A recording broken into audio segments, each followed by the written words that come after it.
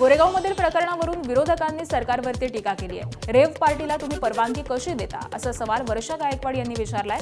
तर गंभीर प्रकरणाची चौकशी करून कारवाई व्हावी अशी मागणी सुप्रिया सुळेंनी केली आहे। राज्यामध्ये ड्रग्ज विरोधामध्ये कारवाई सुरू आहे असं बावनकुळेंनी म्हटलंय।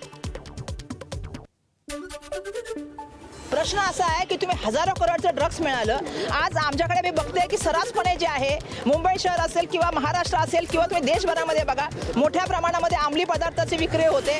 तुम्ही रेव पार्ट्यांना परमिशन कशी देता? आता हा नवीन विषयाने काढला बांगलादेशी, मला कळत नाही होम डिपार्टमेंट करतं काय। मला असं वाटतं याची तातडीने एक इन्क्वायरी झाली पाहिजे। मुंबईचे कमिशनर यांनी याची इन्क्वायरी देऊन महाराष्ट्राला आणि मुंबईला सांगितलं पाहिजे की काय नक्की तिथे घडलं, आणि हे जर पोलिसांच्या डोळ्यासमोर हे होत असेल तर हे अतिशय चिंताजनक आहे। याचा मी जाहीर निषेध करते आणि तातडीने गृह मंत्रालयाने याच्यावर ॲक्शन घेतली पाहिजे। की आमचं सरकार हे संवेदनशीलपणे प्रत्येक घटनेला पकडत आहे। अशा व्यवसाय करणारे जे या ठिकाणी लोक आहेत, कोकीन ड्रग्स वगैरे, मोठ्या कारवाया सुरू झालेल्या आहेत। सरकारच त्या ठिकाणी मोठ्या प्रमाणावर सुमोठं या ठिकाणी मोठ्या कारवाया करतात। आधी तर कारवायाच व्हायच्या नाही।